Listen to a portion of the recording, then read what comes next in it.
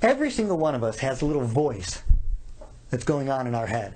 It's just talking to itself. And someone might ask, well, what is he talking about? It's that voice that asks that question that I am talking about. Okay? That voice in the scientific community is known as subvocalization or self-talk. Okay? Now this thing is going on all day, every day. It just sits there talking to itself, and by the end of 24 hours, you've had approximately 50,000 self-talks in that day. What the heck are we talking to ourselves about?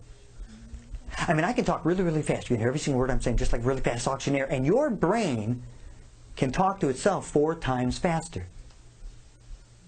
In fact, they've proven that while I am lecturing here, you are talking to yourself more than you are actually listening to me lecture. And, you know, work with me here, you know. So then science has proven through the biochemistry, because every single thought that you have actually has a chemical signature. Okay, so every thought that comes out of your brain elicits chemicals out of your mind, like this little pharmacy here. And every single one has a chemical signature.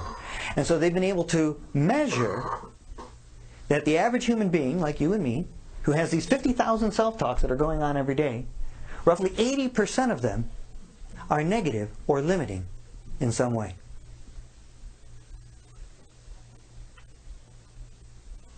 %80 of them. So 40,000. We have 50,000 self-talks every day. 40,000 of them are negative or limiting in some way.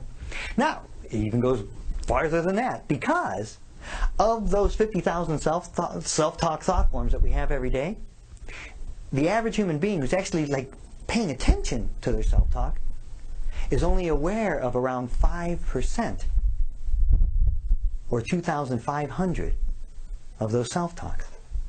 So you got 50,000 self-talks going on every day. You're aware of 5%, 2,500, 80% of which, 2,000, are negative or limiting in some way. It's a 4-to-1 ratio. It's like I would say to myself, I'm going to write a book. And my brain will say, you can't write a book. Why would you write a book? If you could write a book, everyone would write a book. No, I want to write a book. And on like that all day. So 95% of our thinking is just kind of happening. We're only aware of around 5% of it.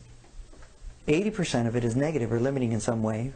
For every positive thought that we have 4 negative ones. That's not my idea, that's just what is. We've been able to map that, and we know that to be true. So, can we unplug this thing? The answer is no. Because if they unplugged it, they would unplug you. And that's a subject for a whole other book. But what we can do is learn to unplug from it